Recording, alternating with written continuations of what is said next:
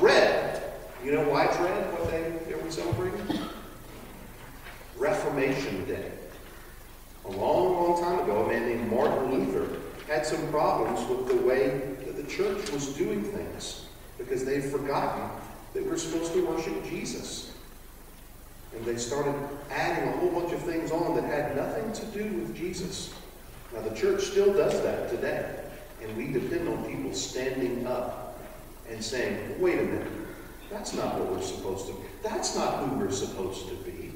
Other people point us to Jesus. And that's a good thing.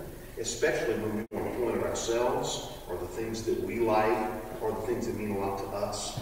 Those aren't bad, really, but they're not Jesus. And we start looking out in the world, we start seeing the church everywhere, and it changes the way we think.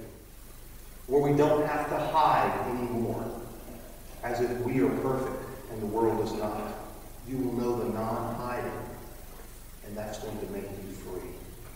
The light of the gospel gets to shine in here, and you see that you're just as broken as other people on the outside, and that God loves you anyway. And that's good news. The greatest news is not that we have to get together and build.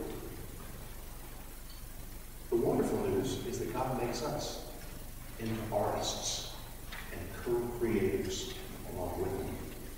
And we are set free to make mistakes, to grow,